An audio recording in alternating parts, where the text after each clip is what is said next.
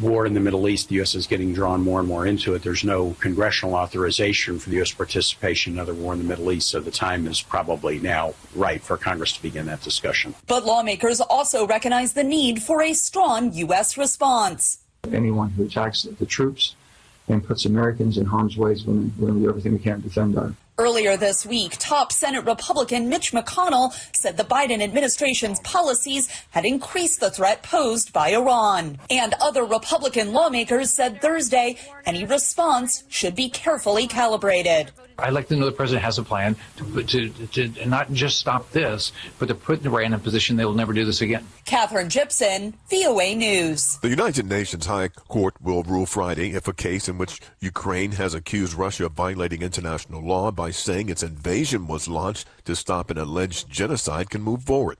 Ukraine brought the case at the International Court of Justice, also known as the World Court, days after Russia's invasion of Ukraine on February 24th in 2022. Lawyers from Moscow have urged judges to throw out the case, saying Kyiv's legal arguments were flawed and the court had no justification. This is VOA News. The U.S. has approved $4 billion in drone sales to India. We get the details from AP correspondent Norman Hall. The U.S. has approved $4 billion in drone sales to India. The Biden administration has approved a nearly $4 billion sale of drones and military equipment to India that are meant to be used to improve its maritime safety and surveillance. The approval comes at a time when Washington is courting New Delhi to increase its cooperation with the U.S. Indo-Pacific strategy, which is largely focused on countering China's influence in the region. The sale will include 31 Sky Guardian drones, 170 Hellfire missiles, 310 small-diameter bombs, and related support material. I'm Norman Hall. An asteroid the size of a skyscraper is about to buzz the Earth. We get more from the AP's Ben Thomas. First things first, it'll pass within 1.7 million miles of Earth, but that's 7 times the distance from the Earth to the Moon, and there's no chance of it hitting us. Designated 2008 OS-7, NASA estimates it's between 690 and 1,575 feet across, so similar in size to the Empire State Building. It's just one of several asteroids making approaches in the coming days, 3 much smaller ones, no more than 10 yards across, on Friday, followed by another 2 on Saturday, and on Sunday, an asteroid roughly half the size of 2008 OS-7. I'm Ben Thomas. It turns out heavy lead aprons may be on their way out at the dentist's office. The AP's Ed Donahue explains. The American Dental Association's Council on Scientific Affairs is no longer recommending using lead aprons and thyroid collars for dental x-rays. UCLA dentistry professor Sanjay Malya says this change is long overdue. These practices were put into place in the 1950s when there was concern that there might be some hereditary effects of radiation. X-ray beams are now more focused, so there is less concern about radiation hitting other parts of the body. Also, the aprons and collars can sometimes block dentists from getting the images they need. Dental x-rays contribute less than 2% of the overall exposure to medical radiation. This all depends on your dentist. Rules in California require dentists to use the aprons. I'm Ed Donahue. Authorities continue to search for potential survivors off Puerto Rico's northwest coast Thursday after a crowded boat capsized, killing 2 people. The Coast Guard said officers rescued 30 occupants after that boat capsized on Wednesday near the coastal town of Camus. For details on much more news, we invite you to join us at our website, voanews.com, or the VOA mobile app. I'm Michael Brown, VOA News.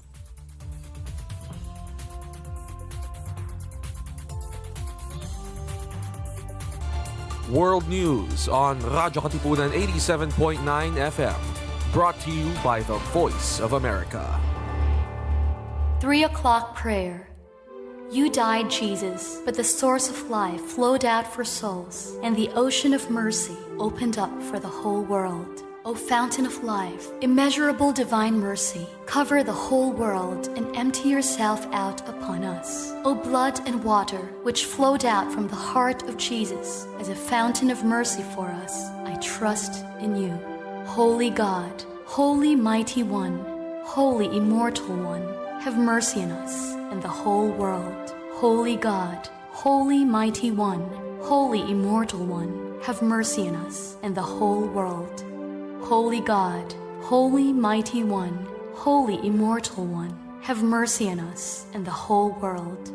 Amen. Jesus, King of Mercy, we trust in you. Coming up next, Level Up exclusives on Radyo Katipunan 87.9 FM. Radyo, Radyo, Radyo, Radyo, Radyo, Radyo, Radyo, Katipunan, Radyo, Katipunan, Radyo, Katipunan, Radyo, Radyo, Radyo, Katipunan, Radyo, Radyo, Radyo, Katipunan. Sa Vlog Blue Eagle kami di mapipigil sa pagbabalitang tumpak at tama. Buhay at tenista, sa loob sa labas ng eskwela, ating ibibida lahat ng kwela. Radyo, Radyo, Radyo, Katipunan, Radyo, Radyo, Radyo, Katipunan, Radyo, Katipunan, Radyo, Katipunan. Kawal ni Ignacio, Katipunero sugod, todo sa kayod, tulong at tulog. Lipat na Blue Eagle, galing giting nagiging blue and white, one big fight. Radyo, Radyo, Radyo, Katipunan, Radyo, Radyo, Radyo, Katipunan, Radyo, Katipunan, Radyo, Katipunan, Radyo, Radyo, Radyo, Katipunan, Radyo, Katipunan.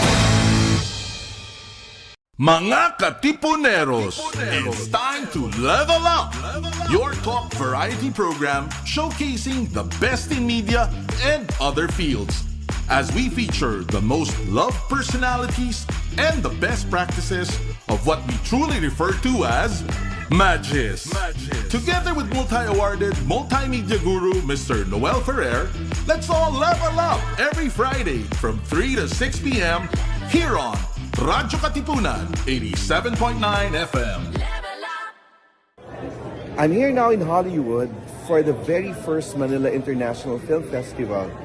And here on Level Up, this afternoon, i-feature ho natin ang naging press conference ng lahat ng mga pelikula, 10 po yan, kung saan dadalhin natin yung mga pelikula galing sa Metro Manila Film Fest dito sa Hollywood para mas maraming Pilipino at mas maraming tao sa iba't ibang parte pa ng mundo na makapanood ng ganda ng mga pelikulang Pilipino dito.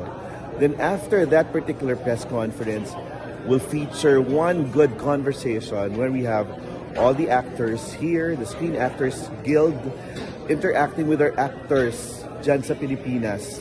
Butch Anson Roa, si John Arcilla at si Enchong D at marami pang iba. At pag-uusapan nila ang welfare ng mga actors. So ito po ang napaka-espesyal na coverage natin dito mula sa Hollywood para sa ating Level Up.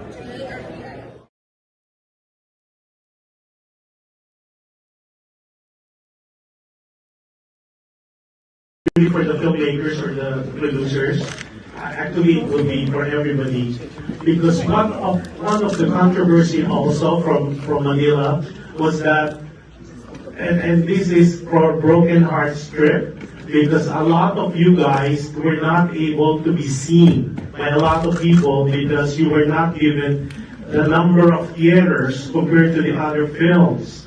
So my question is, and of course, it affects sales, and like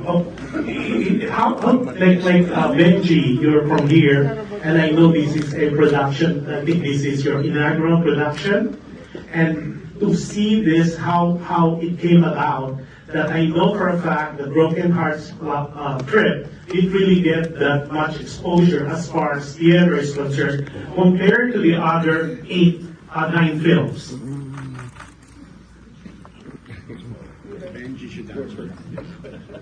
Thank you for that question.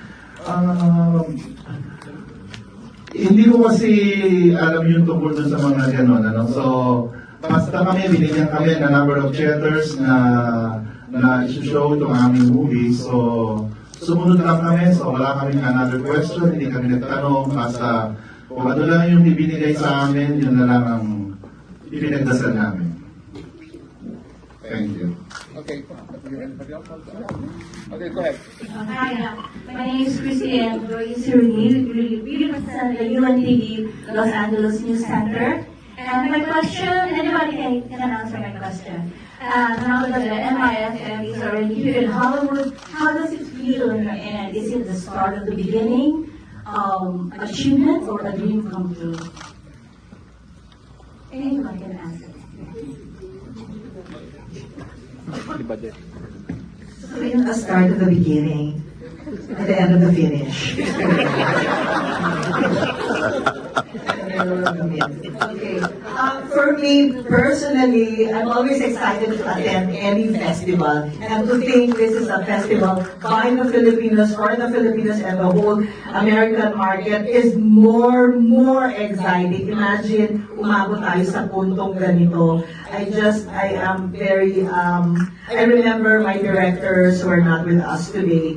Talagang hindi namin ma-imagine that this will really happen. And to be a part of this first is really something historical and something to be proud of. So that's why, sa palagay ko, ngayon na nandito na tayo at nagsisimula na lahat ng ating pinangarap at ang ating adhikain, ay mag-focus na lang tayo sa mga promote natin. Ang ganda ng mga pinunulat ng dito. The selection committee has selected the best movies, and we are offering it, we are showing it today, starting tomorrow, I think, or today. Today. Narinig na ba yung accent of today? Today, so this is the chance, and we assure you, these are the best films, and you will enjoy the experience. Of course, Becky and Badette is showing today. Yeah, my earlier question was, given these 10 films are sort of like the gateway to more better films, what would you say these 10 films, if you had read them as a picture, what would it say about the values of the Filipino soul and the Filipino creativity? I mean, I'm from the genre of Lino Boca, and we really adored his films. I think I speak for all the other producers. I think it signals that we're now in an era where you cannot box in what is being Filipino. We're a diverse, very diverse culture. Our society is very diverse. We have stories that come from different parts of our community. And it's good because I think if there's one thing that maybe has been stereotypical of what the international community sees in our films is that it's always what people perceive to be being a third world country, about poverty, about how dreary it is to be in a poor country. But that's not who we are. And I think it's high time that people realize that there's a reason why people love being in the Philippines. It's because of all of these stories. Question for Eugene Domingo and Christian Babbles or Babbles. Well, Eugene, welcome to Hollywood. Thank you. Yes. And I know I've seen all your films. How did you prepare for your character with this particular film, Becky and Badette? And the same thing as Christian. I know you've played so many great characters. And how did you internalize this character with this one, the Broken Hearts thread? Thank you. Thank you. It's a very quick answer. At this point, I'm almost like 3 decades in the business. I'm very thankful, and I'm not stopping. At this point, I'm really not so trustful of my own intuition. I'm always just following my director. I'm not as hardworking as before, actually, to be honest. It's just the script. It's beautiful. I laugh. It's a comedy. That's the point. I I said yes, and most of all, it's because the film is by June Robles Lana, so there's no more question about it. Christian Batres po. Kagaya lang din po ng pag-prepare ko aking mga nakaraang roles in yung script, and I embodied the character. Ayun, hanggang sa kaya ko siyang ide. Yun po. Thank you very much. Any other questions? Then we can go to the next one. Okay. Isabel. Hello po. I guess part of the preparation, of course, was with the guidance of our director, Direk Zig Dulay, and of course our screenwriter, Ms. Anja Tienza. This is actually my very first movie. And I'm so honored that this is also the first time, and it's also part of the MMFF as one of the entries. So I think it was more on just trusting the guidance of the directors and the screenwriters to bring life to my character, which is Erica. And yeah, I guess that's it for me. Thank you. And I would like to thank you very much to everybody. Okay, because I'm gonna reserve this other question when you get the Pilari. Hello, PJ. My question is, how does it feel to be, in your capacity being a super leading actor, and then you're doing a supporting role for Gumbursa, and that's one, and then tied up with that, Gumbursa was not doing so well at first, until it won second best picture, and it practically swept all the awards. And that's my question. And I'll reserve the other question for you later. All right. Good afternoon, everyone. The story behind it, plain and simple, my director here, Pepe Diokno, wouldn't take no for an answer. When we were Zoom live, they presented on Zoom, and I was working on another film. This was before Manila.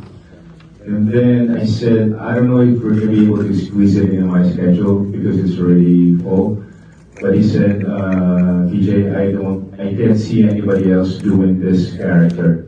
Yeah, in his own words. So I said, yes, we'll make it happen. And that was the best answer because we tried to find a way to squeeze it in my calendar. And it was a great experience.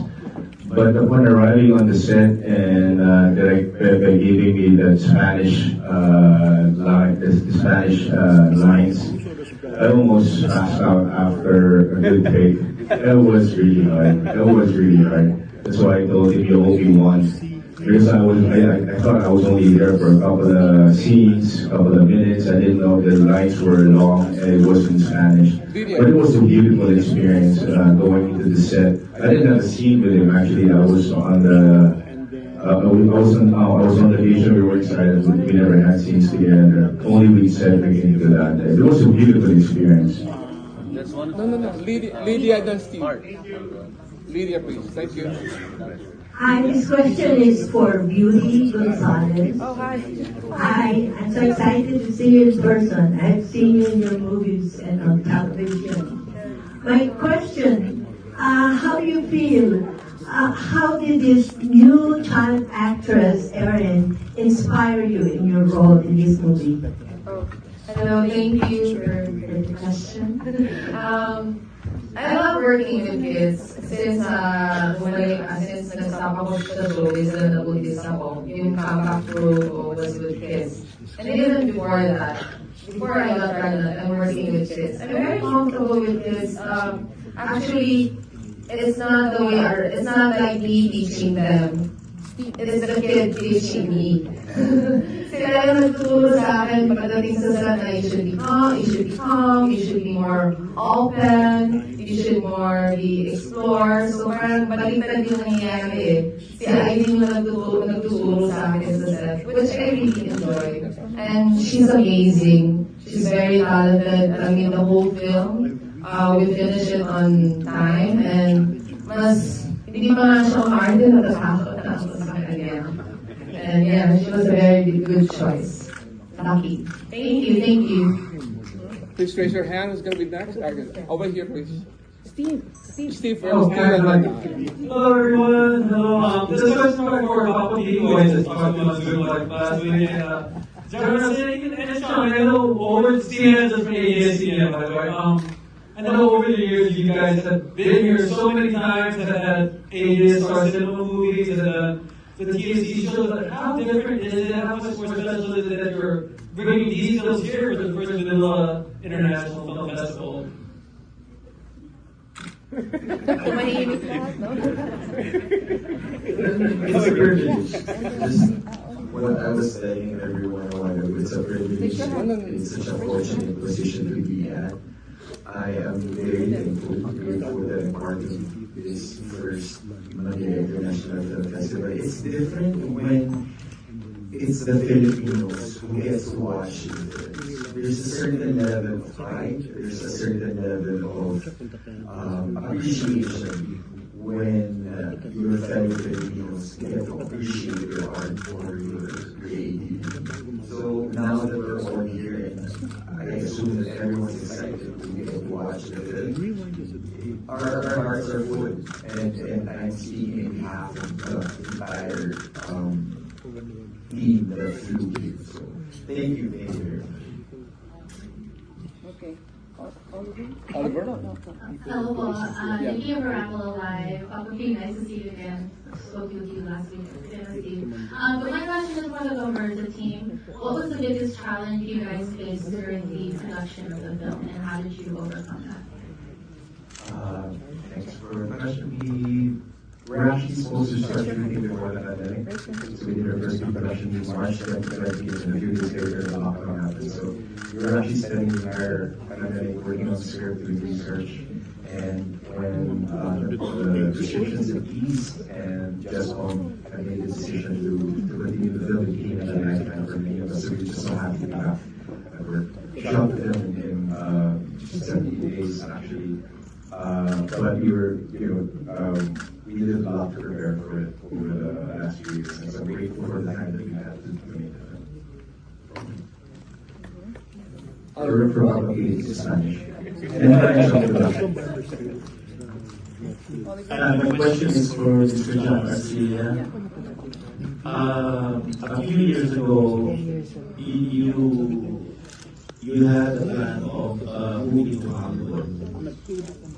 And then you decided to just stay in the Philippines because that time you have a lot of projects that are coming out after that decision.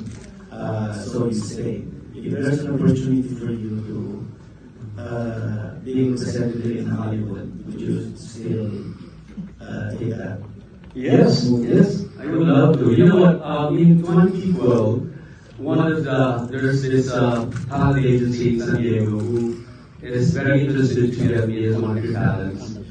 And they showed me this, they researched about my look that I can actually accommodate this numbers of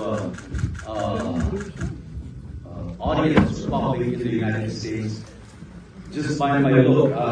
They have this comprehensive research on that I can pass Cambodian American, Filipino American, and so on and so forth, like Mexicans, Korean, whatever. So that comprehensive. But the thing is, they want me to erase.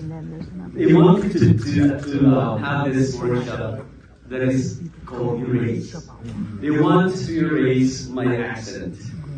They want me to go into workshops where I can practice the West Coast accent, the East Coast accent. It's good. I understand that we need it as actors here in America, as Filipino actors. But there are the blacks, the Black Americans have their own accents. The Hispanic Americans, they have their own accents. The Chinese Americans, I want to keep mine. I want to sell myself here as a Filipino in America, but not a Filipino American.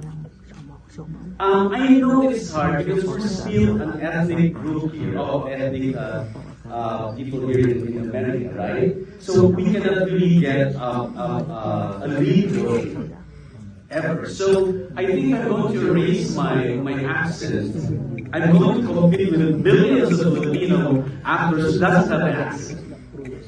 And choosing a character here, especially in the mainstream, they will go for the look and the non-accent rather than just the non-accent. So I have a slim possibility if I will erase my accent. Hindi rin naman ako pwedeng i-lead so doon na lang ako dun sa I will give my soul. And yet, hindi naman naging problema talaga yun sa decision ko. Nandun pa rin ako sa decision ko na yun na sell me as a Filipino, maybe in Russia, Filipino in China, in Germany. Because we're all over the world. So parang ganun ko gusto isa yung sarili ko. And kung magkakaroon naman ng opportunity, why not? Nagkakaroon na talagang marami ngayon na projects sa Philippines. And hindi ko alam kung gaano nakaredy ang American mainstream sa ganung klaseng disposition for an actor. I mean, from the Philippines, I mean. Unless we can have, well, Dolly, that film is not American, right? Dolly, the Reynolds. It's not American. Is that an American film? It's not an American. No. That's not an American film. Filipino. No, I mean the project is project. American. Is that American production? Okay, so I think meron na rin tayong opening kasi Filipinos all over the festivals globally are actually known. I mean, ang dami-dami natin na makuha honor globally as talents, as directors. In fact, siguro ang problema lang nga natin na medyo slow tayo sa technology kasi medyo konti ang ating budget. So hopefully, sana mas maraming mga money philanthropists na mga American or mga Filipino na gustong tumulong sa mga Filipino producers and directors. And sana our government can subsidize $1 billion for all our Filipinos in the Philippines. Para we can be on par with what do you call it? Hollywood standard of filmmaking. Kasi doon pa rin naman talaga medyo behind tayo. But when it comes to talent, I think we're already there. We are good filmmakers, storytellers. We have a rich history, and we have a very colorful culture. So marami pa tayong pwedeng gawin. Marami pa tayong pwedeng i-share sa mundo. In the very first place, we do films not just for ourselves because we want to communicate to the whole world that we are just the same. Pareho na tayo nila. Gusto natin rin isang magandang buhay at maayos na higit. Thank you, John. I got to ask Jody, also the producer of Kambon, because the story of Kambon, ladies and gentlemen, was inspired by, from what I read from the director, it was inspired by the society's pressure on those kids. And that's one thing John and I experienced. The question for many years, kailan kayo magkakanak ni Janet? Kailan kayo magkaka-baby? So really community Janet with the synopsis or with the plot inspiration of so if you can please answer that. Well, my director came married quite late. His wife came, and for a while they were working on having a kid, but could never quite get there. So when I got to meet him way back in 2018, the whole concept was created actually way before the pandemic. And during that discussion, I said I want to work with a kid as a evil one first, like not a nice, fugly little kid.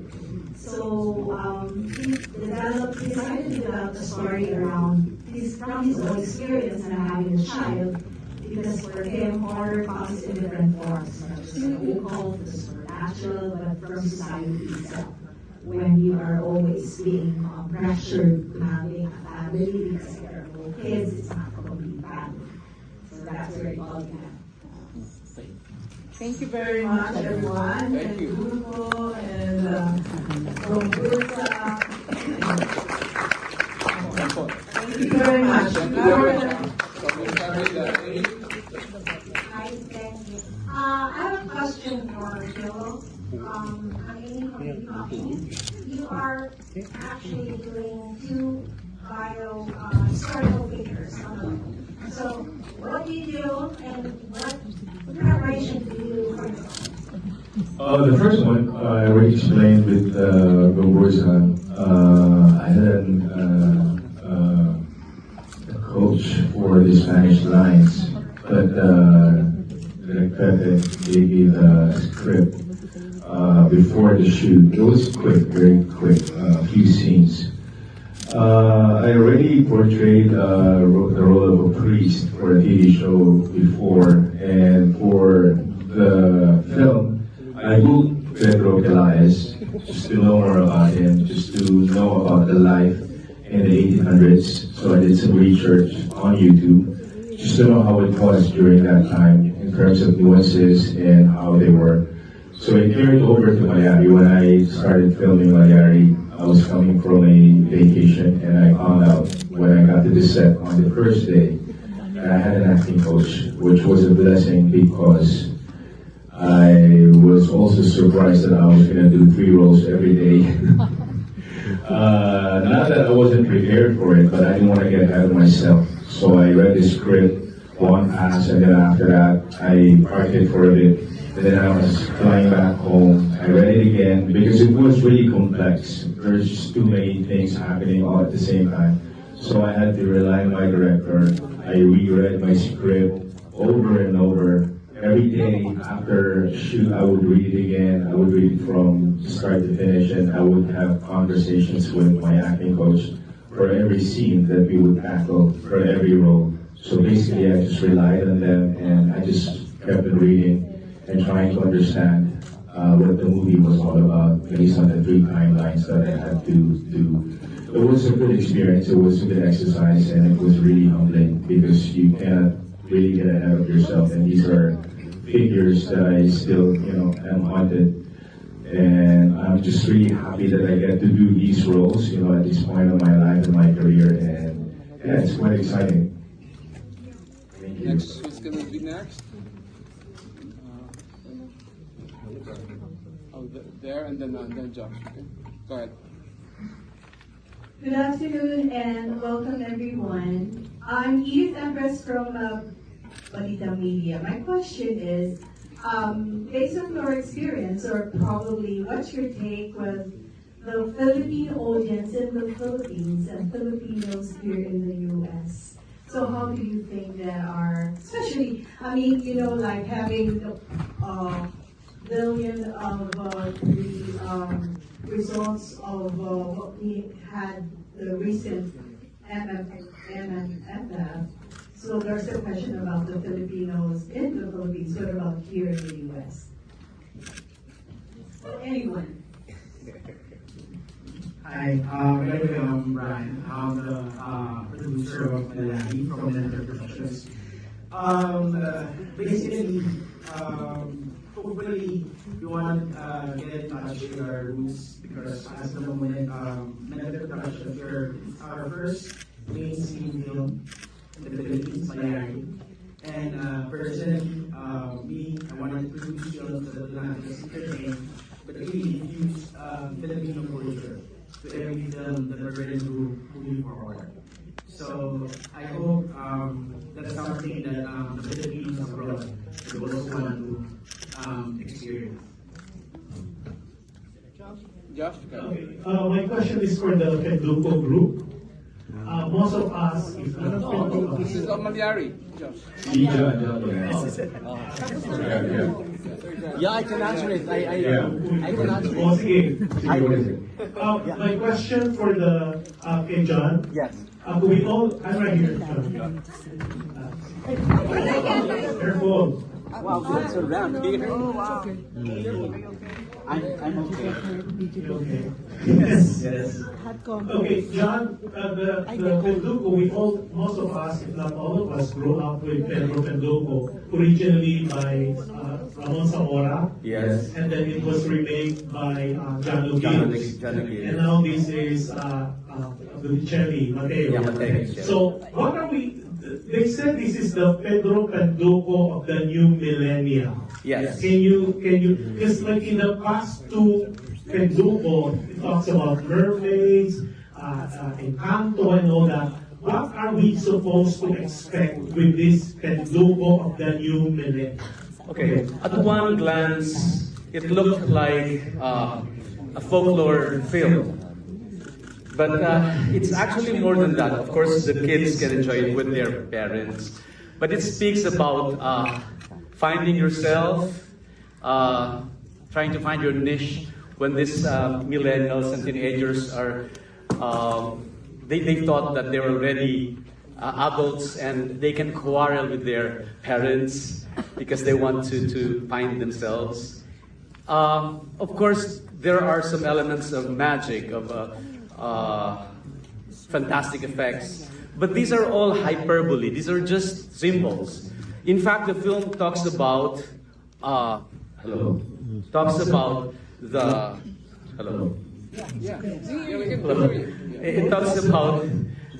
value of life. It talks about our culture, our mythological creatures, but these are all just symbols about life. It speaks about being vindictive will change you as a human being. It will transform you like it will transform you into something like monstrous being, something like that. So these are just symbols, but it talks about our culture as Filipinos. It talks about life. It's up to whoever is watching the film. If the kids, yes, surely they will enjoy the fantastic effects. But for all the Filipinos can actually relate to the film. They can look at it in a different angle. Did I answer? Okay, thank you. I'm going to ask Jerry because folks, the story of Maliara is very useful because it's about the first and only recorded Filipino serial killer and the empathy of priest. So I would like to ask Jerry your reaction when you first found out about the story and how you developed and what was your initial reaction when you heard about priest who was a serial killer? Well, I've heard the story way back 2017. And then me and my writer was talking about it, and we were trying to look for a way to make it for a film. But we're having a hard time back then because there's a lot of missing details in the research materials of Manyari. Of course, I was so fascinated in the story because I haven't heard a priest which is also a serial killer, and then it's not even a part of the culture of the Filipinos where we have cases of serial killings. I'm not quite sure, but I think it's not part of our culture or the way we, And so I was fascinated with the story, and then we started doing some research, and we're having some problems back then until we decided to do a 3-timeline way back 2019, 2020. So to do the story and to mix the fiction and the non-fiction part of the story. So that's how it came out, and we pitched the piano, and also with Brian, we pitched Brian, and Brian said yes about the material. So from there, everything starts moving on. So my question for Janela and Brian and Yolo, how was it working with Mr. Derek Avila and being part of the group? Let's pretend that yes.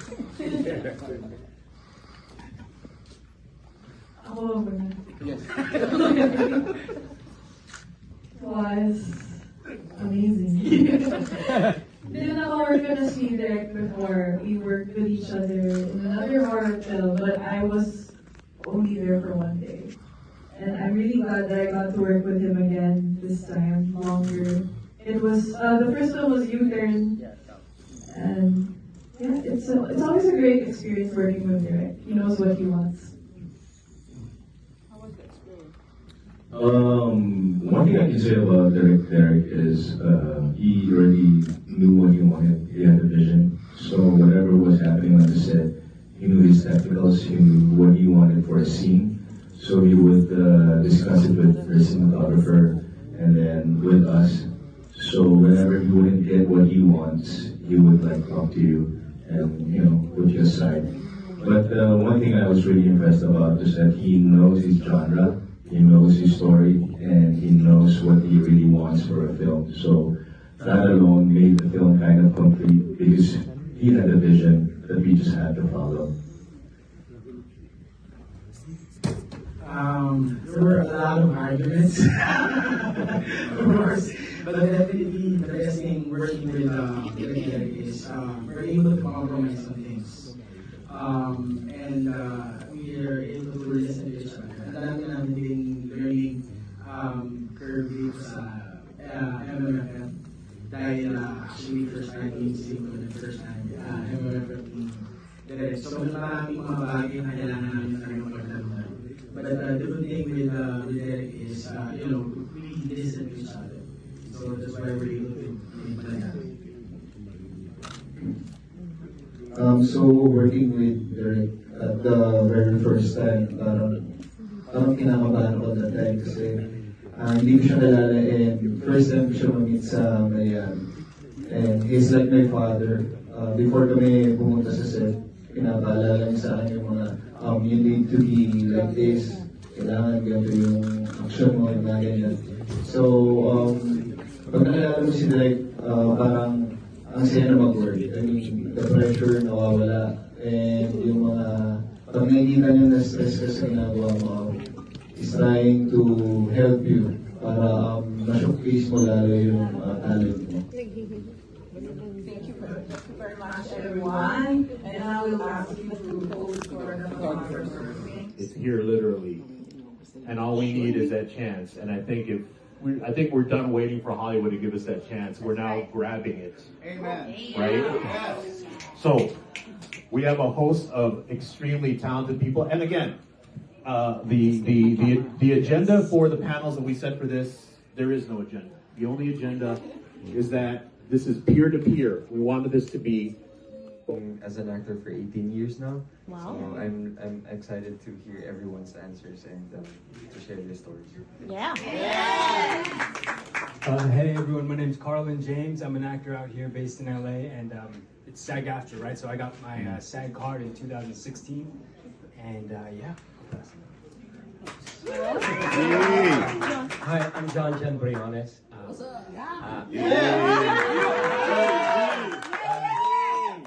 I'm an actor, I'm an immigrant. Came here, arrived here in '98. So, but I've been acting since '86. Hi, I'm Melody Boutiou. I am an actor. I am based in LA. I just came back from New York, so I have a background in a lot of theater, but I am based in LA and doing the thing. So very happy to be here. Yes. I was worried that I was going to do one of these. Woo, baby! I just got saved. Hi, I'm Eugene Cordero. I was waiting for that. My SAG number is 19126. Anyways, yeah, that's for the screeners. Yeah, I'm an actor based out of here from Detroit, Michigan. Let's not talk about Sunday. And then I love you guys from the Bay. But yeah, I'm happy to ask my own questions and answer whatever is possible for me. All right. Hi everybody, my name is Joanna Bacalso.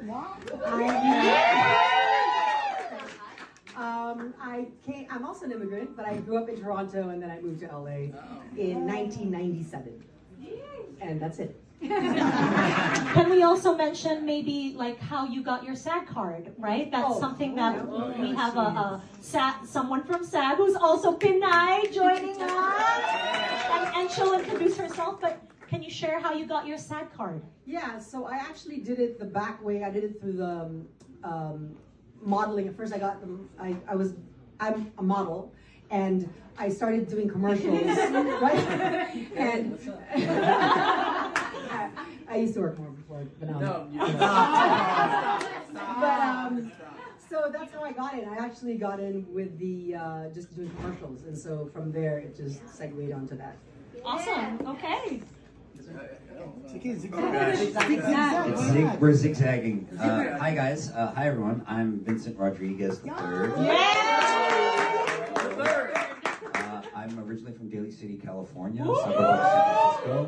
I'll actually be there this weekend, so yay. And I'm the only one in my family who was born here.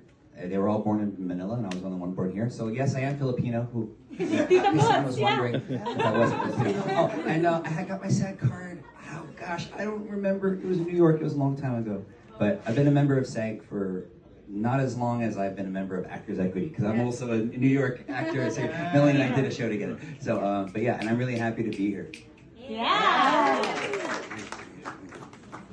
Kumusta mga ka-Pilipino? May dila pa ba kayong Tagalog? Do you understand me anyway? Eye contest, so that's our problem. You don't have to lose your Filipino soul. Anyway, I'm John Arcelia, and I'm an actor in the Philippines for 30 years now. And I'm here to listen to you, and I wish I could get the SAG card after this. Okay, that's it. But Volby Cup Best Yes. Actor. Do you want to pass it on to Dante? No, I don't want to. But you must. Hi, I'm Dante Bosco. Who's that? I'm Dante Bosco. I've been an actor. I think it's my 39th year as an actor. I got my SAG card. I got my SAG card in '85. And what's crazy is my first job I ever booked, I was playing a Native American. What? Native American. So when you understand, people only understand what Filipinos are in LA in the last decade maybe. Until then, I played every Asian, Latino, Native American, Black. That's, I mean, anything. Like in Hollywood, it was always known. It was always said, if you're not white, you're black. And I grew up in Black Hollywood, and Black Hollywood paid my bills for many decades. And still, we are all connected with the Latinos in Hollywood, we're connected with the Black Hollywood, and we're now rising as Filipinos in our own right.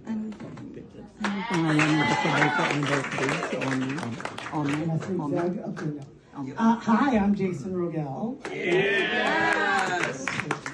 I got my SAG card in 2007, and I was a must join for The Office. My very first co-star on network television.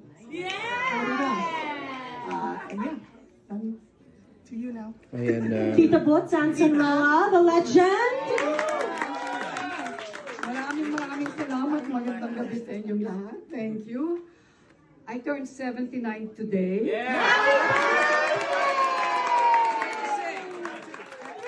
Happy birthday to you.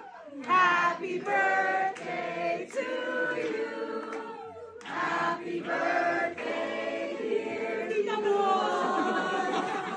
Happy birthday to you. Thank you very much. This is the first time I'm spending my birthday without the family and not at home. But that's okay because this is family. Thank you.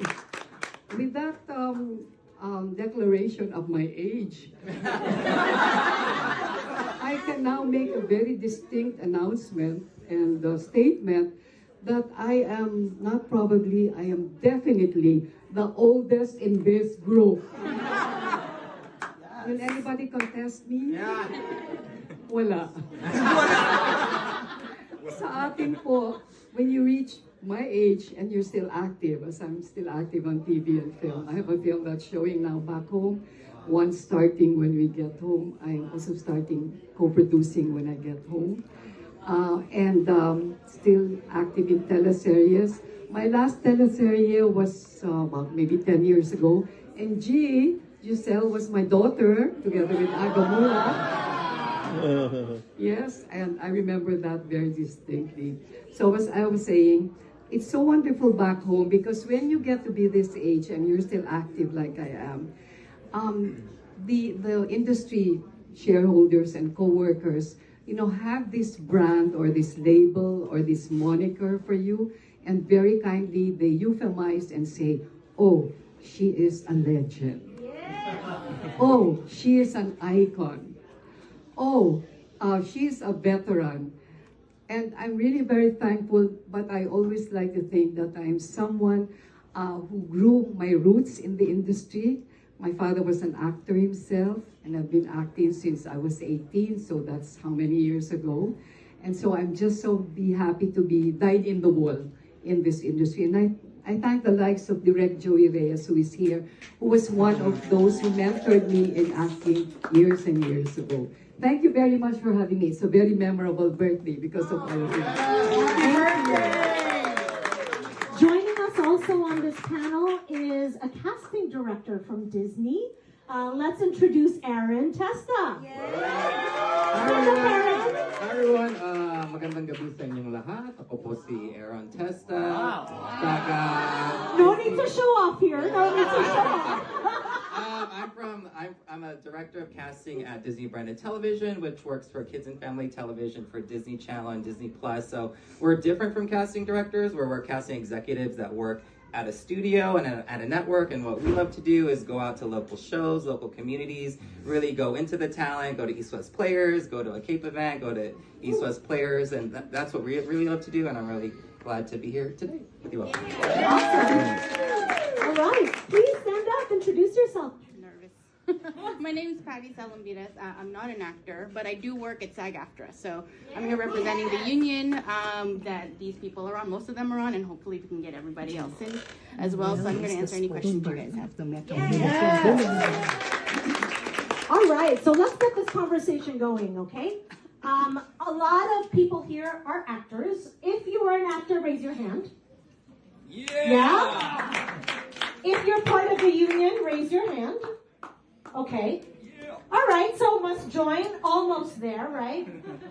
So here's the catch-22 in Hollywood. You cannot work on a SAG project unless you are a SAG actor. But you cannot become a SAG actor unless you are part of a SAG project, right? So it's a catch-22 that in the Philippines, where there are no protections for your rights because there are no unions that advocate for your safety. When I started doing shows for TV or film projects, there was no time limit. You can, the longest I've worked was like 30 hours straight. And I'm sure 30? Yeah. Wow. And I'm sure it's worse back then. Dating you. Dating you. It's okay. The year before. The year before, right. Which was, like 9 years before. 1 year price. Okay. So 30 hours 30 working. hours. And then you only get paid for 1 day. Yeah. And then Residuals? Do you get residuals? No. It gotten better. Along the way, it gotten better. At a certain point, after 24 hours, if you exceed for 2 hours, that's 2 days of pay already. But now, I know that there are laws being passed that will allow us to at least work for only 16 hours. 14 for actors and 16 hours for the whole pro. So, I think there's still a lot of what do you call that? Room for improvement. There's a lot of room for improvement, but at the same time, we need help from the government, from hopefully the union that we're building back home, which is called ACPO. There's a lot of learnings that we can get from you guys because you've done projects here. So that's something that's very intense for me. The rest is just the added stuff. John, can you share also, what it means to work in an industry that's not actor driven, right? It's more the producers dictate sort of how it works. Well, I had a chance to work with a Hollywood project in the Philippines. It is called Born Legacy. And I was actually talking to one of the crews, and he said that, we also work more than 16 hours. That's not true, he told me. It is just that if an actor would say that, it's enough, it's already 12 hours, and I'm done, then I think the shooting will stop. But he said that crew can actually work as long as no one is complaining or asking to stop the shooting. These are American. They are Americans. So and the only thing is that they work per hour, which means after 12 hours, yes, or 8, actors can ask, all the crew and all the staff and the actors can ask for payment. per hour. Yes. There's set time. There's time and a half, and then there's golden. But we don't have that in the Philippines. And since we don't have a union, we just follow whatever they want to, they wish to bring the production. Like if they want to end up like after 16 or 24 hours. So even if you complain, I mean you don't have an organization to talk to, and there are this fear that a production or a director or a producer might not get you for the next project. You're going to complain. That's the problem. You don't have a union, and I don't know if they will allow actors to have a real union, because as of now we don't have any demands yet as a group of actors. But there's a movement to try to form a union? We have this actor organization, but as of now, I mean, it's still in an infant stage. Yes. We cannot demand anything yet, but I wish. We barely can demand anything. We can barely demand anything ourselves. Okay. No, but there's other things beyond the rights of the actor on the set and payment. Yeah, beyond the rights. One of the big things for actors, beyond the rights and protecting actors, what SAG does, there's also things that we get through the union, like benefits. One of the biggest things for actors to be in the union is so we can get medical and dental insurance, pension plan. There's these other organizations, if you're kind of hurting, like you can go to the union and they can like pay your rent, like for the month. So it's not a perfect union by any means. We just went through a strike. Everyone's on left and right sides of how well we did. Not the greatest, but still we are a union that help when they can, and there's places to go. But it's not just what's on the set. It's also a big thing for actors is, can I make enough money within SAG to get to clear my medical and dental every year? Yeah. Carlin was just talking about this earlier. How much do you have to make a year to qualify? 20. I think it's 26,500 right now to qualify, and only 86% of SAG actors make that much or over qualify. So 86 or 8? What did you say? 86% of SAG actors qualify for insurance, and all you need to make is 26,500 to qualify in 4 consecutive quarters, so per year. Okay. 86 qualified or didn't qualify? That includes residuals. It includes any. Isn't that just didn't raise too? Yeah, it was 25,900 last year, and now it's 26,500 or 400. Okay, so let's get real here. Let's get real here. I'm sorry. 86% did not qualify. Did not qualify. Yeah. That's right. Yeah. Sorry. So let's. We're not doing that good. We're not doing that good. So let's see a show of hands. And know, we can be honest, of who qualifies for medical Through SAG. through SAG. Raise your hand. Okay, you guys are the lucky ones, yeah? Lucky. Very lucky. And it was Very lucky. short because of the strike, right? Nobody could work for like 6 months, so how could you make money towards that? Correct. Okay. But the residuals were still coming in if you... Yeah. Yes. Yeah. So let's clarify what residuals are, because we asked Enchong about residuals. Can you share with us, any of you on the panel, what are the residual checks that you guys get in the mail? And then maybe you can explain what a residual is. I've gotten a residual that was 0.03%. Cents? 0.03 cents. And I'm like, what the hell? And then I've got, so it just, from that till like 60,000. So it just depends on the job and whatever you've done. I'm on TikTok. I do a thing called residual check lottery. And a lot of people watch my TikTok when I open checks and I say, like, what are we going to eat for dinner tonight? Residual check. But the reality of residual check is anytime something you do plays somewhere in the world or on streaming or something, I don't know how, no one actually really knows how it really works. It's like a magical Harry Potter thing that happens, and then somehow someone's counting all the beans, and then a check ends up in your mail or your direct deposit. I mean, we all just take it for like, yeah. There used to be a thing that we knew on TV. If you do a guest spot, you get paid your probably top of the show or whatever you got, and then the first time it reruns on the same season on primetime, you get the exact same check, and then it incrementally goes down over the years. I don't know if it's still like that. And then as it went to streaming, we all don't know. We don't know nothing. Yeah, that's a different ball field. Yeah. Nobody knows. Yeah. You're sad, bro. We don't know. I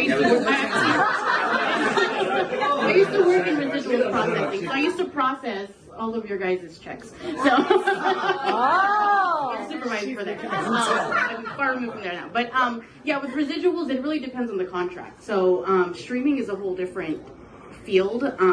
I will say, me personally, the streaming residuals, the last contract that they had was pretty whack. And so the show had to be streaming for like a certain amount of time, like maybe like 6 months to 12 months, and then you wouldn't see residuals until another 18 months after that. So I think it's gotten a little better. I don't know the contracts right now, but yeah, prime time is where the money is. Commercials is where the money is for residuals. Those are the ones that you want to kind of go for. But yeah, streaming I think it's gotten a little bit better. But yeah, the older contracts for streaming, like Netflix and Hulu, before when it was just Netflix, those contracts were not the greatest. Okay, thank you. Let's talk about the actor's toolkit. Okay, here in America, you have a toolkit. You have a headshot. You have a demo reel. You have to self-tape. Can you share for our SAG actors here? Talk to us about when an audition comes in, what the process is like for each of you. Carlin? Anybody? The process of getting a job from your representatives. What does that look like in terms of the process? Because I just have to say, in the Philippines, there is hardly any audition process. And Chong, do you audition? He doesn't have to. So you just get by on your pretty face. Say something about that. Yeah. Direct offer. Direct offer.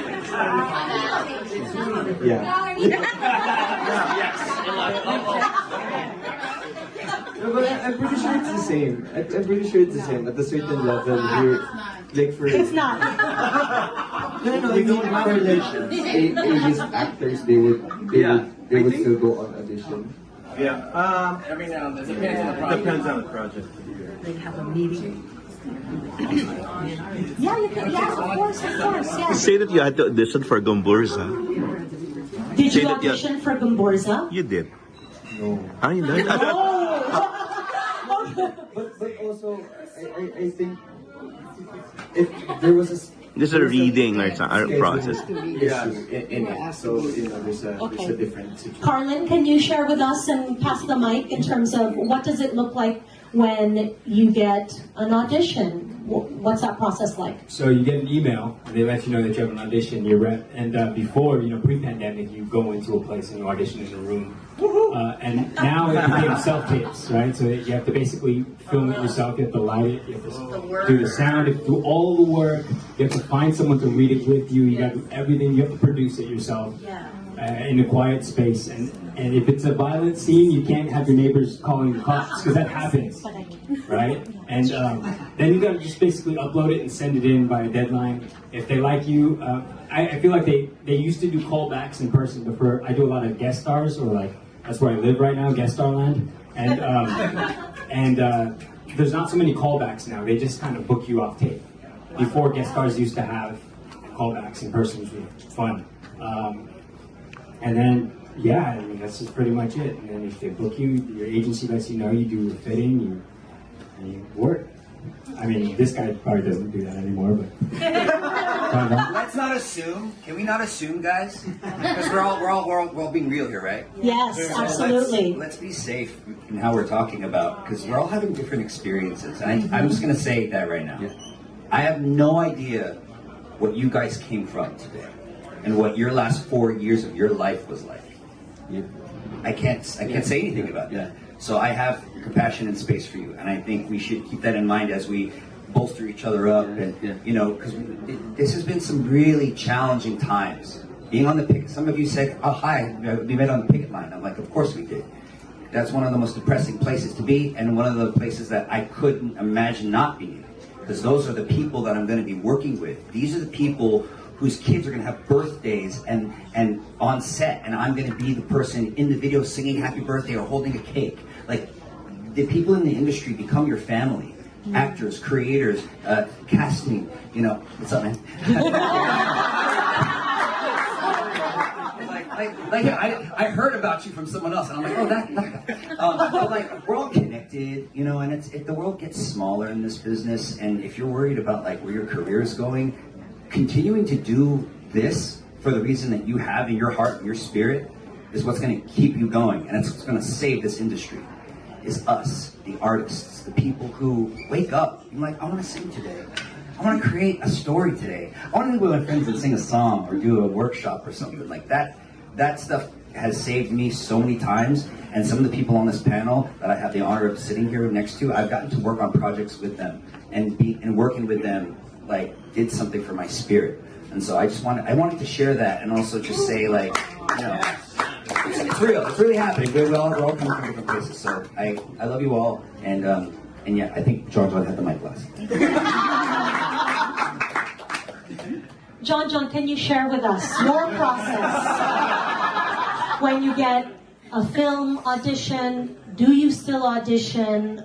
How is that process like when you hear about a role that's available? Like Carlin said, I get an email.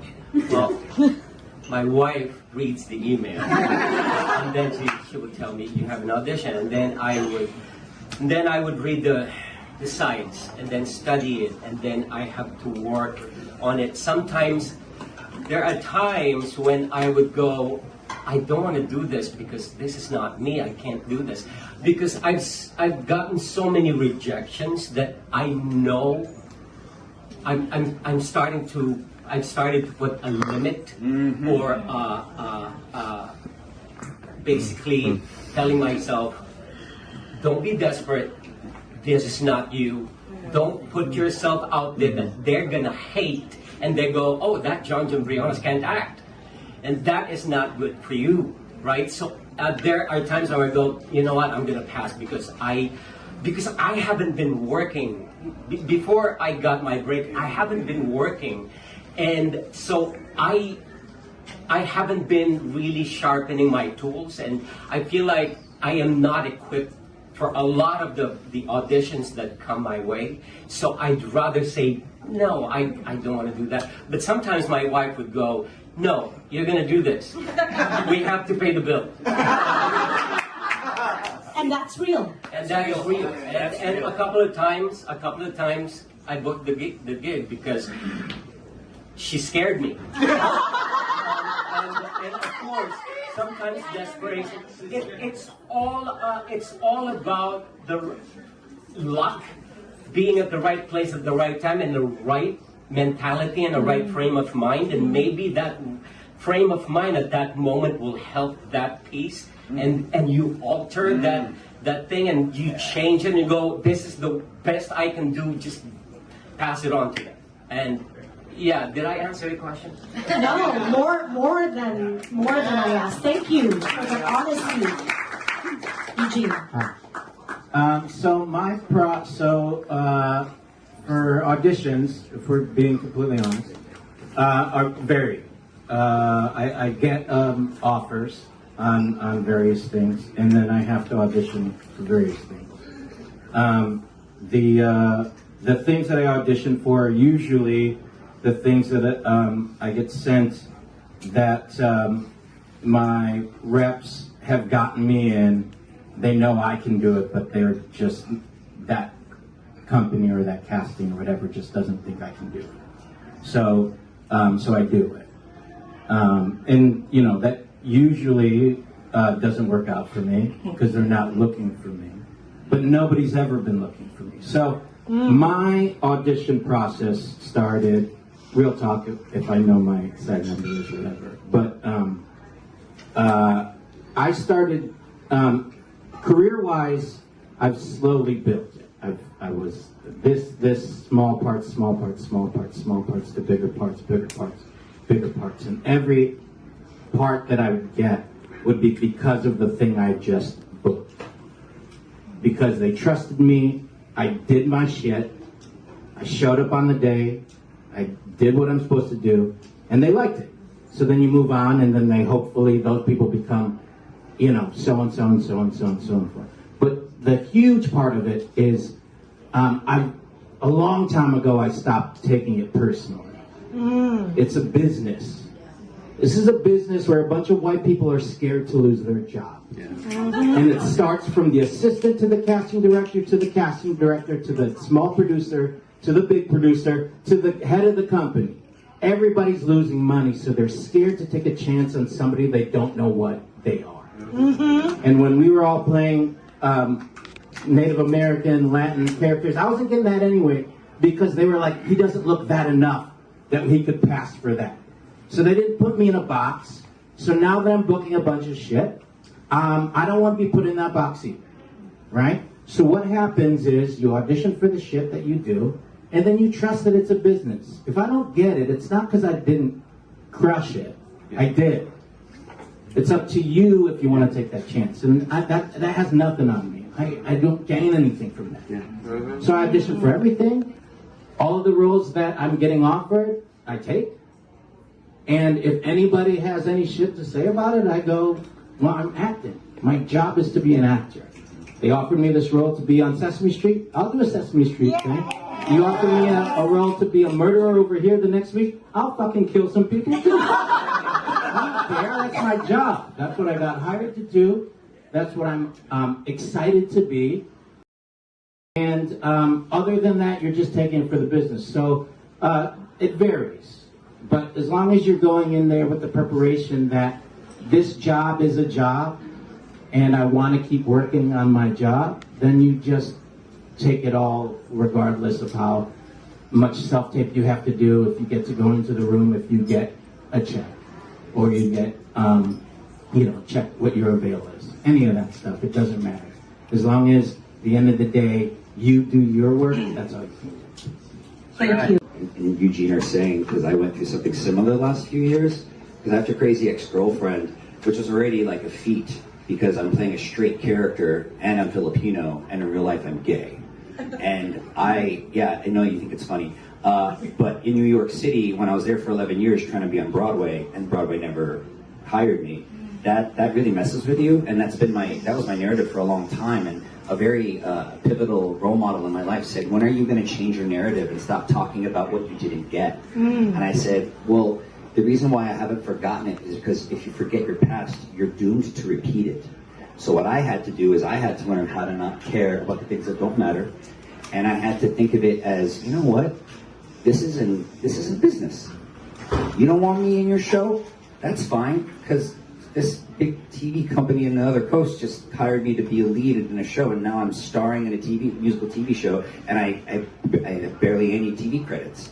Like, but I do have the auditions, I have the reps, I can give you stories. Like, I'm a teacher and a mentor and a coach, and one of the things I always tell students or anyone who asks me for advice, I always tell them where I came from. I actually have stories. I can tell you, like Eugene, you're saying you remember like all the things you did, building yourself up. I remember. I can tell you when I got my first black belt, my second black belt, when I auditioned for school, when my dad said no, when I can tell you all these things, when I went broke, when I didn't know how to manage my money, when I had to borrow money, when, like, I have all this in my head, and I'm never going to forget it, because I want to keep in perspective the abundance I have now. But I also want to keep in perspective how you can make money.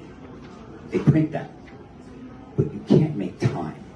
So I really resonate with what John is saying, is that I started to feel very pained by this feeling. It happened during the pandemic. I felt so blessed to get auditions, but I got so burnt out.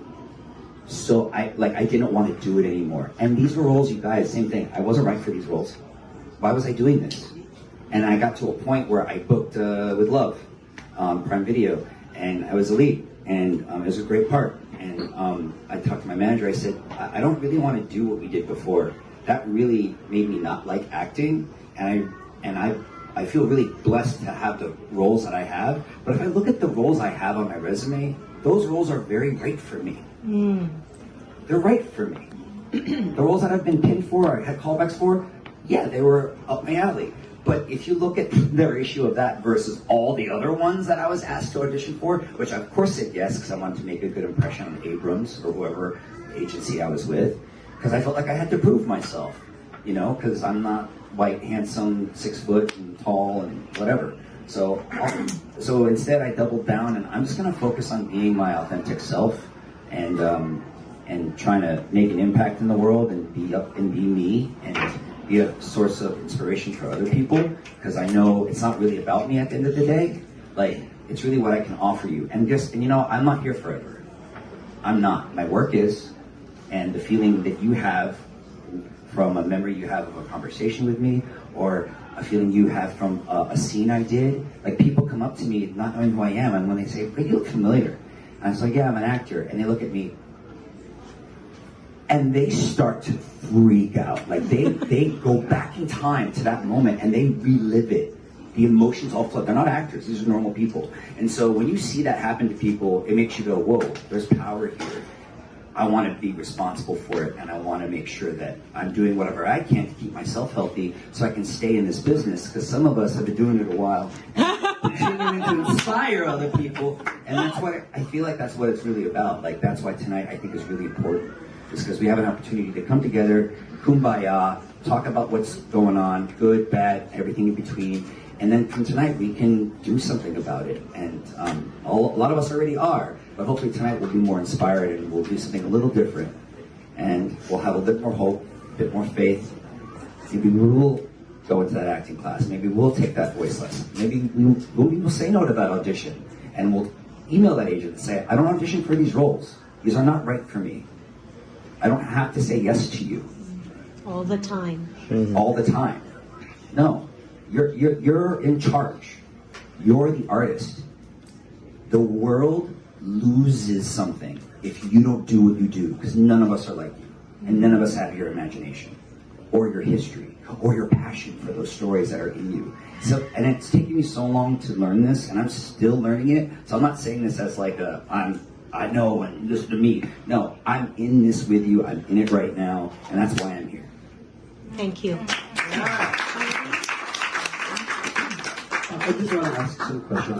I really don't know if this is the right question for you, and I might offend some people, but I just want to ask a question. What is the real benefit of being a SAG member? Is it a sure project or just a sure audition? Because I was a resident since 2013, and I'm based in New York. And actually, I just need to come back and forth every 6 months. And every time I was asked to attend for some audition, before I get the final call, I'm already doing something else in the Philippines or in some other parts, in some country. I'm looking at it at the world perspective, because we Filipinos are being hailed in different festivals around the globe. It is evident that we are good actors, we are good talents, filmmakers and actors. Once I had a project in New York. I was not a SAG member. And somebody told me that, John, you don't need to get a SAG card as long if you will not get a lot of projects here anyway. Because you're just going to give a membership something, $3,000, and you have to pay for each project a percentage of each project that you're going to do. And if you're not going to do any projects here, so you don't even need to pay for it. So what's the point? If they want to, they will just get you, even you don't have a SAG card or not, and they will provide you a SAG card if they want to. That's what he told me. Okay. So that's what's going on with me right now. There will be a project that they're going to get me, yes. But if not, it's okay. I'm doing things outside the Philippines. I'm modesty aside. I don't want to brag. I've got a lot of recognitions and outside the Philippines, and I'm using my vernacular. And this time, I think we also have to think of what is really the position of the Filipino actors here in America. Are we still an ethnic population? That's why we can't get it. Do we have to accept it, or do we really have? Is it now the right time that America has to be more accepting because they are more diverse in accepting talents, whatever color you have, whatever tongue you have, because the content is king now anyway. Is it the right time now? So we don't think of that problem anymore, because the world is now ready for anyone for anything. Okay, it's a very complicated question, I think, John, and I don't know if there's an answer or a short answer to that question. Yes, we have. But Dante, I'm sure Dante. We have to answer that so that we can also think of perspectives when it comes to. We are actors. We are not just actors of America. We can do projects outside the U.S. Absolutely. With our face and with our tongues. But let me preface the fact that contents now are more diverse. Absolutely. But I think this is a conversation for the room as well. Ari, you want to say something about that? I mean, he's right. Basically, you're right. You don't need a SAG card. You need a SAG card if you can work in Hollywood films. Hollywood is the filmmaking capital of the world that are doing the premium films worldwide. So if you want to work in those films, you are more or less going to need a SAG card, because what SAG is, if the film goes SAG, it's a production thing. Now, you're right, John. Now, I got somewhat disenchanted with Hollywood maybe 20 years ago and started producing Asian films and Filipino films, and now I've produced some 3-4 films. One of the producers of films here, Chana from Signals in the house, did that with Filipino, but it's great to see him. But part of it is like, I want to go home and connect to what you're talking about. The thing is, you guys, is we're actors. Do you understand what an actor is? An actor is the last thing on the list to get work in the town. It starts with writers, directors, producers. I have become a producer, director. I've hired an actor after I hired the craft service person that's going to be feeding you snacks. That's what's really going on. But what you're saying is right, Sean. And part of me going back to the Philippines and doing Filipino films because we just weren't represented. I started producing Asian films 15 years ago, before Crazy Rich Asians, and all my producer friends in Los Angeles were like, what are you doing? But what it is what you understand is, in America, even today, while things are changing, they're different. There's like one Asian role for every 100 white roles, and one Filipino role for every 50 Asian. All the Asian roles going on, none of them are like one Filipino role for every 50 Asian roles. So now you're like one of what? But when you go to the Philippines, everyone is Filipino. Every story is Filipino. Everyone is falling in love. and getting their heart broken are Filipino, and that's what I really love. But not only that, when I did the debut years ago, right? The debut, shout out the debut. I didn't grow up on Filipino films. I feel like I don't really speak Tagalog well, and I'm working with Eddie Garcia, Tirso Cruz, Gina Alahar, and I'm sitting across the film from these guys, and I'm like, I didn't grow up with you, Tirso. I didn't grow up with you, Eddie, but they're movie stars. Like, I've worked opposite of big movie stars, and it's the same energy because they spent the same hours on the set, 10,000, 20, 100,000. They done so many movies, and I'm like, sitting there watching them do their thing, and I'm like, Asian actors ain't doing that in America. Because Asian actors haven't had the time and period. You think every actor that goes to acting class is like, oh, I can just be a movie star. I'm like, no, making movies is an art form that we have to keep doing. You're not going to be the star of the film if you just come in doing the small roles. That's all they're giving us. Where these guys in the film, like Eddie Garcia's done hundreds of movies, and then you're sitting across and you're going, this dude's Clint Eastwood. My guy is looking at the camera, taking his moments, doing stuff, and I'm like, oh my God, these dudes look real, you know? And so that's when I start producing, like, I gotta go home. I gotta go to the Philippines, and I gotta work with Filipino actors. Now I am creating things for myself. But the thing is, it's easy to say, to create, but my God, I've been pitching for a long time. It's so hard.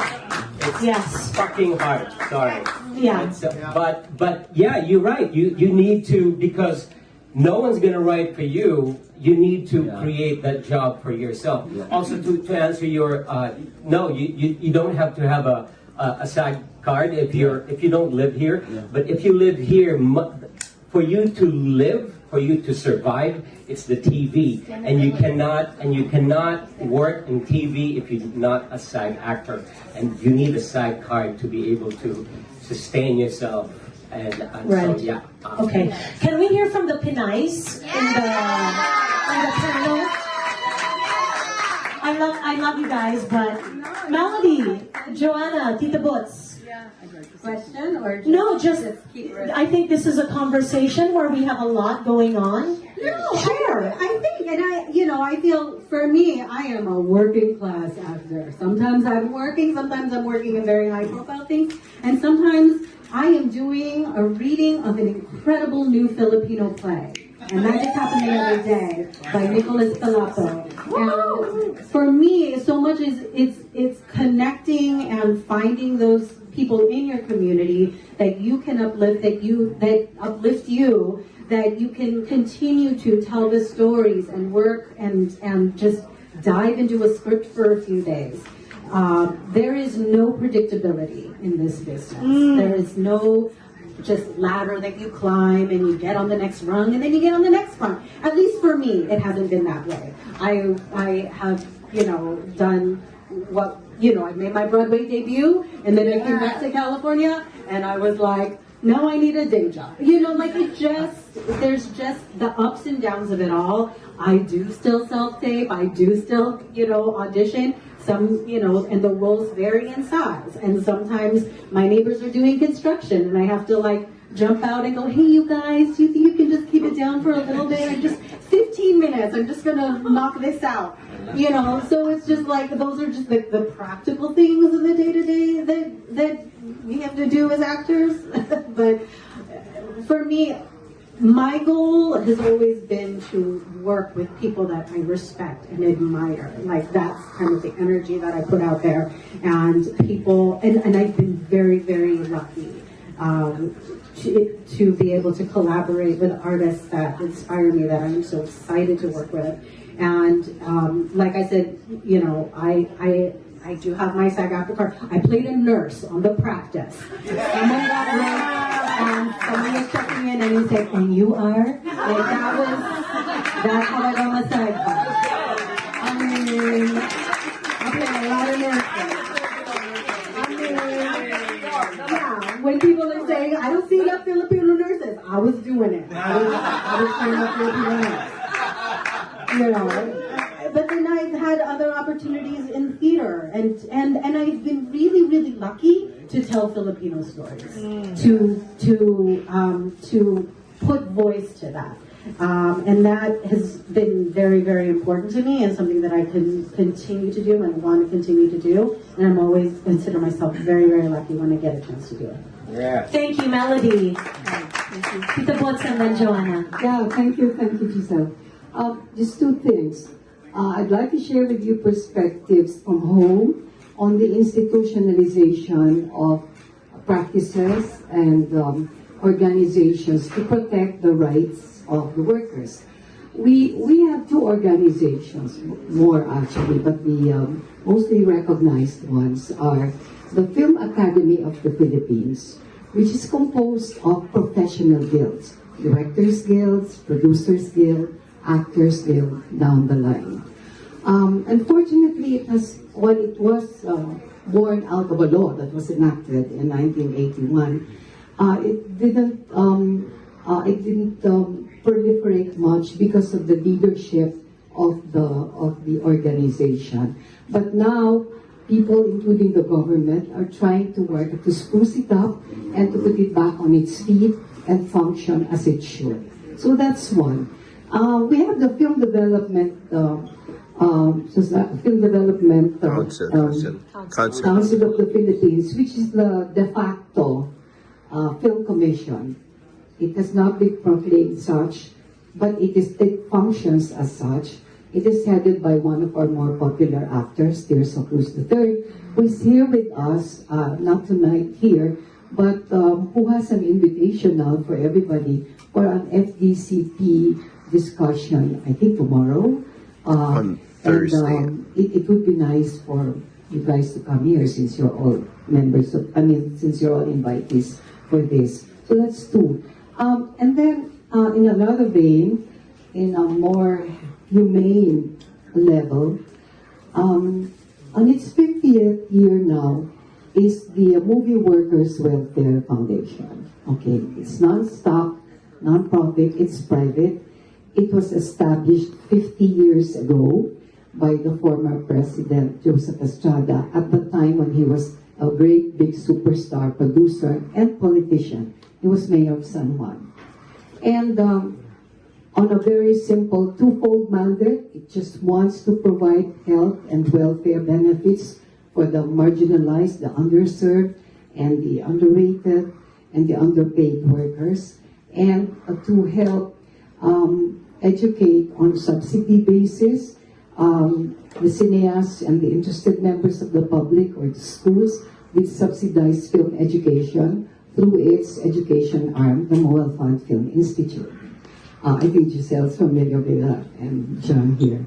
So there has not been a want of establishing and institutionalizing organizations to help the workers. The government has exerted a lot of effort to help, but of course it has its other priorities. And I would say that through my 60 years in the industry, it has not changed that while the technical expertise, the technological facilities have improved, like it or not, there is still a lot of personality-centeredness in our industry. The name recall is very important, the popularity is important, the box office potentials are important, and we do not blame the producers for that because it's a business. They have to continue with their work. Okay, they have to continue providing jobs for actors, for crew members, and for other underpaid members of the industry. By the way, the reason why Noel Fund was instituted was because it's the minority of our film workers, and I will say this generically, is the minority who are under contract. Who are employed permanently. Most of the workers in the industry, including us actors, are working on contractual basis. So you don't work, you don't get paid. And that's why Noel Fund was instituted. But for the most part, the benefits that have been provided for were centered on the health and wellness issues. It's the Film Academy of the Philippines that was mandated by law. to protect the workers at a professional level. So, just wanted to share with you that there are efforts being exerted. Now, this is a very personal question. I was listening to everybody here, and I'm just so amazed at your talent, your passion, your devotion, your conscientiousness towards this. I have one question though. Why don't you want to come to the Philippines to try working in movies there? And for Giselle, and for the lives of Giselle. Giselle, you were doing so well. You were busy. Why did you come here and leave the industry? Ayan na.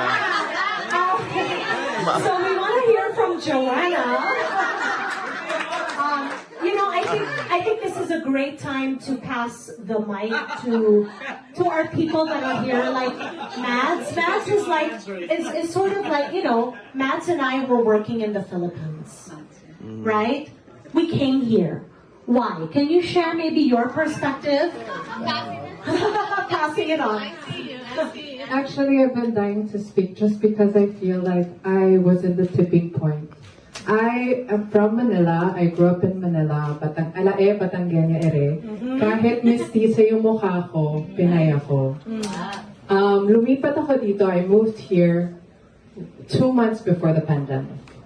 And this recently? Yeah, and I didn't know anyone except one person. That man there. Yeah! And he hates when I say this, but he's the one who convinced me to move out here. But yeah, it was. No, you say. No, because I was gonna say, I think you on your talk, but we're all here, right? We're trying to build the bridge. The reality is, we gotta know each other. Yeah. We have to know each other. Yes. We have to watch more Filipino films. Yes. We have to know Filipino actors, Filipino directors. Y'all gotta know us. We gotta be Barcada. If we want to actually do something, y'all don't know. I go to the Philippines. I made like 3-4 films there. I have like crew. I have like artista crew in the Philippines. That's like family, and we're like, okay, we want to make movies. We want to do some things. I mean, I did bring her here. I mean, that's what we gotta do. This is fam. Like, if we really want to work with each other, we have to know each other. So I think passion is recognized by passion, right? So if you meet someone that really is in the right place and just wants to be open to putting themselves out there. Anyways, a little background about my journey here, just because I think it's very instrumental to the people here. Because I'm Filipino and I had no idea about the industry here. I started working in the Philippines when I was 12. So I was a teeny bopper actress. I was a working actress. I wouldn't say that I was like an it girl or whatever, but I was just working. And it just came to the point that I was at the stage of my life where I was plateauing. And I was doing a couple... At what age after that? Like 12 to at what point? 30s. 30s, yeah. So I was in my 30s. I'm a woman in the industry. And I was just on autopilot, because in Manila, we don't audition. We're cast based on our looks, based on how personally people know you and see you. And within that box, they will cast you where you will work in a caricature version of a lot of, we replicate a lot of stories, so especially in TV. So you can get typecasted, or thankfully I broke free from that later on. But anyways, I moved because I was like, you know what? I want longevity in the industry. How will I have longevity? By being able to provide a sustainable income. And so in the Philippines, the difference is we do not have residuals. What is residuals? When Enchong was asked earlier, I don't even know because we were never explained what residuals were. We are contractual actors. We work once, sometimes we get paid per day, and then we don't see anything after that. Whether the movie is a blockbuster or whether or not, unless you have a certain level, you've reached a certain level of power to negotiate. And so I came here and I was like, okay, how do I get into SAG? SAG is catch-22. I'm not SAG, how do I do it? There's multiple ways. The great thing about the industry here is that it may seem unfair that, we're from a third world country, we're a minority and all that, but the thing is, it's all even ground here. Everyone comes from all over the world, starting from scratch, figuring it out. So really, it's just about being open to figuring out and wanting it badly enough to ask the right questions. And so, you can get into SAG. I got my SAG 2020. At a time I moved here, I only knew one person. He introduced me to his family, and then I had someone to stay with during COVID to be mentally sane. And I was like, is it even still worth pursuing acting? It's not an essential job, and it's a form of expression. Is it valuable? But yes, this industry will always survive because we'll always need to express ourselves. Anyways, so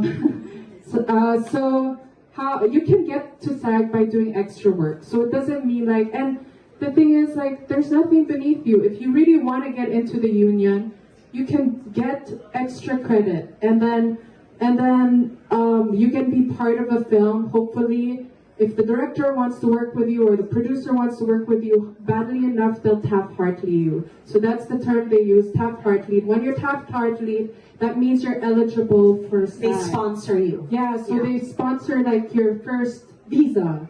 And then you build your credits. You have to have a certain amount of SAG jobs, and then you become a SAG must join. This is going to be very short and crispy. And give me the latitude of having a last say. It's your birthday. It's your birthday. Because of my longevity in the industry. If it will be the last say, can I just add a little something? I just want to say that I took also a being workshop under Eric Morris. We were together. Instead of you. Yeah, that's what I wanted to say.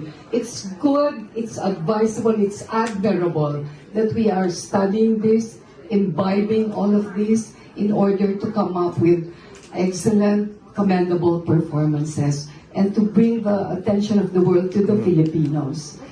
But in the process of doing this, I think we should develop that discipline, that professionalism, to know when to disconnect after a scene is finished, after the play, after the curtains fall on a certain day, after a sequence is shot. We have to learn to detach ourselves. It's part of the training that we should have. I'll give you an example. One of our respected actresses, Rosa Rosal, very respected. We did a scene together in Maalaala Mo Kaya. And she hyperventilated. I think she focused too much, and she really portrayed the scene very well. In that scene, we were mother and daughter, and that was her scene, so I gave the scene to her. And when the director called cut, she couldn't get out of it. But that's unhealthy. I mean, okay, you can take a minute or two to unwind, but we were scared. We almost had to call the ambulance because at that time she was in her 70s. Okay, so but that was really, really admirable. It was a beautiful scene, beautiful portrayal. But I think as part of our discipline, we had to know how to disconnect. Once the director says cut. Another instance, we did a teleserye with Lorna Tolentino and Raymond Pagazin, one of our finest actors. It lasted long. It went on an extended run. And Raymond was a brilliant anti-hero, brilliant kontrabida, So, on to the third week of our shooting, our taping, he came to me and he said, Tita Boots, sometimes I have, chest pains. And I said, why? Because when I go home, when I spend time with the family, I cannot disconnect from my character. I'm still the character I'm portraying. And, well, it goes against being the Stanislavski and Onoblackes, but it's unfortunate. So I told him, hello, Ray, you are an excellent actor, but learn to disconnect when the director says cut. And don't live your role. It's unhealthy and it's not good for your family. Okay? So I think I took it to heart. And I try to practice that myself. When it's a heavy scene, and of course we all put our hearts and souls in a scene, when the director says cut, yeah, maybe you can unwind a bit, keep your quiet for a bit, but don't go home with that. That's why we need alcohol on set. And food. Yes. So, and now I'm going to say cut, because I just want to say thank you so much. We have NBC launch here. Robert Baltazar is here. Thank you for supporting this opportunity for this discussion. Happy birthday to you. Happy birthday to you. Happy birthday, Tita Boy. Happy birthday to you. Thank you to our panelists.